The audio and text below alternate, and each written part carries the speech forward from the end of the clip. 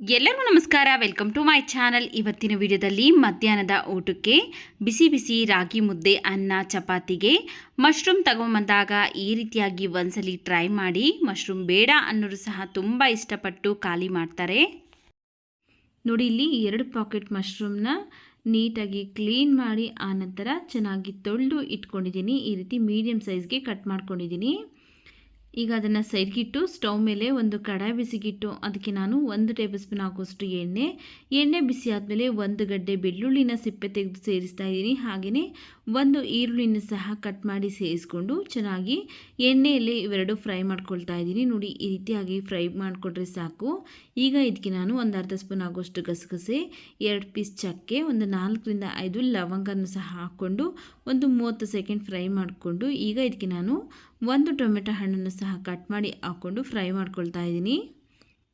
ಒಬ್ಬೊಬ್ಬರು ಒಂದೊಂದು ವಿಧಾನದಲ್ಲಿ ಮಾಡ್ತಾರೆ, ಆದರೆ ನಮ್ಮನೇಲಿ ಯಾವ ರೀತಿಯಾಗಿ ಈರುಳ್ಳಿ ಬೆಳ್ಳುಳ್ಳಿನೆಲ್ಲ ಫ್ರೈ ಮಾಡಿ ಮಾಡ್ತೀವಲ್ಲ ಅದೇ ರೀತಿಯಾಗಿ ನಾನು ನಿಮಗೆ ತಿಳಿಸ್ಕೊಡ್ತಾ ಇದ್ದೀನಿ. ಟೊಮೆಟೊ ಎಲ್ಲ ಚೆನ್ನಾಗಿ ಫ್ರೈ ಆದಮೇಲೆ ಒಂದು 3 ಸ್ಪೂನ್ ಆಗೋಷ್ಟು ಹಸಿ ಕೊಬ್ಬರಿ, 1 ಇಂಚು ಹಸಿ ಶುಂಠಿ, ಸ್ವಲ್ಪ ಕೊತ್ತಂಬರಿ ಸೊಪ್ಪನ್ನು ಹಾಕಿ ಒಂದ್ಸರಿ ಮಿಕ್ಸ್ ಮಾಡ್ಕೊಳ್ತಾ ಇದ್ದೀನಿ. ಅಷ್ಟೇ, ನಾನಿಲ್ಲಿ ಫ್ರೈ ಮಾಡ್ಕೊಳ್ತಾ ಇಲ್ಲ. ಸ್ವಲ್ಪ ಮಿಕ್ಸ್ ಮಾಡಿಕೊಂಡು ಸ್ಟವ್ನ ಆಫ್ ಮಾಡಿಕೊಂಡು ಇದು ಬಿಸಿ ತಣ್ಣಗಾಗ್ಬಿಡ್ತೀನಿ. ನೋಡಿ, ಇಲ್ಲಿ ಬಿಸಿ ಎಲ್ಲ ಸ್ವಲ್ಪ ತಣ್ಣಗಾಗಿದೆ. ಈಗ ಇದಕ್ಕೆ ನಾನು ಒಂದು ಮಿಕ್ಸ್ ಜಾರ್ಗೆ ಸೇರಿಸ್ಕೊಳ್ತಾ ಇದ್ದೀನಿ. ಹಾಗೆಯೇ ಸ್ವಲ್ಪ ಅರಿಶಿನ ಪುಡಿ, ಹಾಗೆಯೇ 1 ಟೇಬಲ್ ಸ್ಪೂನ್ ಆಗುವಷ್ಟು ರೆಡ್ ಚಿಲ್ಲಿ ಪೌಡರ್ ಹಾಕ್ಕೊಳ್ತಾ ಇದ್ದೀನಿ. ನಿಮ್ಮ ಖಾರಕ್ಕೆ ಎಷ್ಟು ಬೇಕಷ್ಟು ನೀವು ನೋಡಿಕೊಂಡು ರೆಡ್ ಚಿಲ್ಲಿ ಪೌಡರನ್ನು ಸೇರಿಸ್ಕೊಳ್ಳಿ. ಹಾಗೆಯೇ 3 ಸ್ಪೂನ್ ಧನಿಯಾ ಪೌಡರ್ ಹಾಕ್ಕೊಳ್ತಾ ಇದ್ದೀನಿ. ಇವಿಷ್ಟು ರುಬ್ಬೋದಕ್ಕೆ ಬೇಕಾಗುವಷ್ಟು ನೀರನ್ನು ಸೇರಿಸಿ ನುಣ್ಣಗೆ ಗ್ರೈಂಡ್ ಮಾಡ್ಕೊಳ್ಬೇಕು.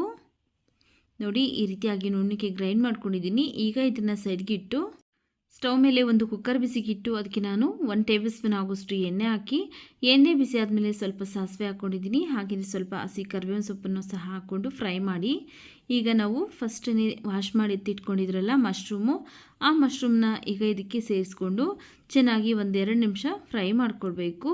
ನೋಡಿ, ಈ ರೀತಿ ಮಿಕ್ಸ್ ಮಾಡಿಕೊಂಡು ಇದ್ರ ಮೇಲೆ ಒಂದು ಲಿಡ್ನ ಕ್ಲೋಸ್ ಮಾಡಿ 1-2 ನಿಮಿಷ ಮುಚ್ಚಿ ಬೇಯಿಸ್ಕೊಳ್ತಾ ಇದ್ದೀನಿ. ಸ್ಟವ್ನ ಲೋ ಫ್ಲೇಮಲ್ಲಿ ಇಟ್ಕೊಂಡು 1-2 ನಿಮಿಷ ಆದಮೇಲೆ ಮತ್ತೆ ಒಂದ್ಸರಿ ಮಿಕ್ಸ್ ಮಾಡ್ಕೊಳ್ತಾ ಇದ್ದೀನಿ. ಮಧ್ಯ ತಿರುಗಿಸ್ತಾ 1-2 ರಿಂದ 3 ನಿಮಿಷ ಚೆನ್ನಾಗಿ ಇದರಲ್ಲಿರುವಂತಹ ನೀರಿನಂಶ ಎಲ್ಲ ಬಿಟ್ಕೊಳ್ಬೇಕು. ಆ ರೀತಿಯಾಗಿ ನಾವು ಬೇಯಿಸ್ಕೊಳ್ತಾ ಇದ್ದೀನಿ. ನೋಡಿ, ಈಗ ಮತ್ತೆ 2 ರಿಂದ 3 ನಿಮಿಷ ಆದಮೇಲೆ ಓಪನ್ ಮಾಡಿ ತೋರಿಸ್ತಾ ಇದ್ದೀನಿ. ನೋಡಿ, ನೀರಿನಂಶ ಎಲ್ಲ ಬಿಟ್ಕೊಂಡು ಅದರಲ್ಲೇ ಚೆನ್ನಾಗಿ ಕುದೀತಾ ಇದೆ.